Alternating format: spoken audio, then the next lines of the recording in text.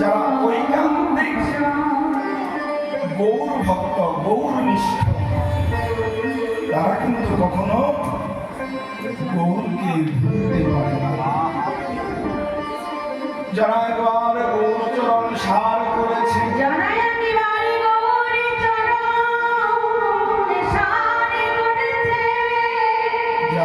একবার গৌর চরণে মন প্রাণ সঁপে দিয়েছে,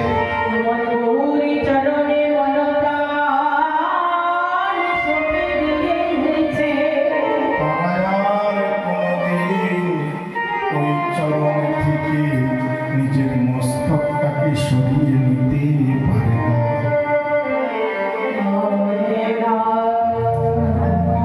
আমি শ্রীধাম বৃন্দাবনে গিয়েছি, পূজানৈক বৈষ্ণব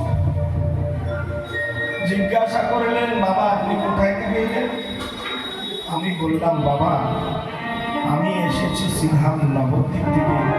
ও আপনি নবদ্বীপ থেকে এসেছেন, অহো ভাগ্য, অহো ভাগ্য, আমাদের প্রাণারাম গৌরহরি দেশ থেকে এসেছেন, বাবা আপনি আমায় একটু কিছু দিবেন? আমি বললাম, বাবা আমি তো আপনাকে দেওয়ার মতো কিছু নিয়ে আসি। বলে, আপনাদের কাছে অনেক কিছু আছে বাবা দিবার মতো, যেটা আমাদের কাছে নেই। কি বাবা একটু ভুলে বলুন? বলে, শোনো, শ্রীমতী রাধারানীর দেশে বৃন্দাবনে অপরাধের বিচার আছে, কিন্তু শ্রীধাম নবদ্বীপে অপরাধের বিচার নেই। একবার ভাবুন তো, নিমাই প্রদান্বিত হয়ে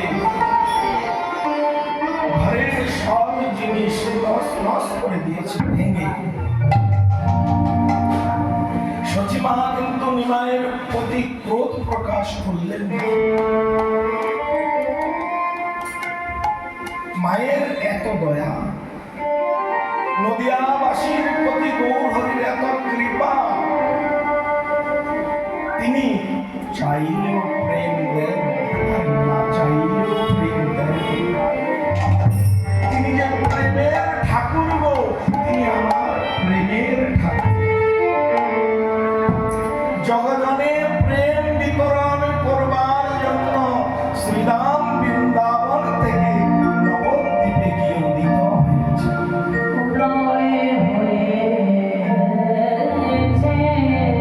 তাই তিনি আমার গৌরহরি, যিনি প্রেম প্রদানকারী।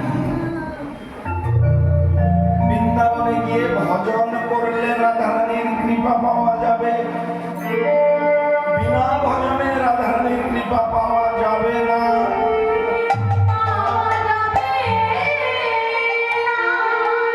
কিন্তু শ্রীধাম নবদ্বীপে যদি কেউ ভজন করুক বা নাই করুক, যদি এই নবদ্বীপের মধ্যে পড়েও থাকে, আর ভজন হয়ে যাবে। এই নবদ্বীপে যদি কেউ রাস্তা দিয়ে নিজ কার্যের পথ চলে, তাহলে তার পরিক্রমার ফল লাভ। কেউ যদি শুয়ে থাকে, তাহলে তার দণ্ডবতের ফল লাভ হবে। তাহলে কত বড় দয়ার ঠাকুর আমার গৌরহরি। বাবাজি মশাই বলছেন, আপনাদের কাছে আর কি চাইব? আপনারা তো গৌরের নিজজন, আপনাদের কাছে একটু সেই দয়া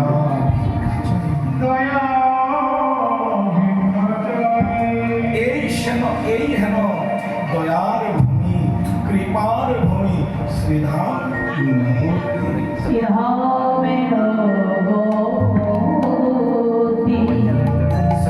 মহাপ্রভু এই শ্রীধাম নবদ্বীপে এসে অবতীর্ণ হয়েছে। যখন তিনি জন্মগ্রহণ করেন, তখন তিনি গ্রহণের ছলে জন্মগ্রহণ করেছেন। হয় সকল নরনারী একত্রিত হয়ে হরি সংকীর্তন করে, কি করে না? আজও দেখা যায় যখন গ্রহণ হয় তখন সব ভক্তগণ একসঙ্গে হরি সংকীর্তন করে, আর হরি সংকীর্তন করে গঙ্গায় যান।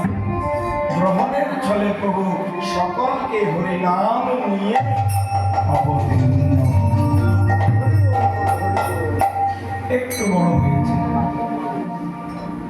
এখন মহাপ্রভুর খেলার বয়স। এখনো কিন্তু মহাপ্রভু নয়, এখনো নিমাই, নিমাইয়ের খেলার বয়স। এই খেলার বয়সে তিনি অঙ্গনে, মায়ের অঙ্গনে খেলা করিতেছেন। খেলা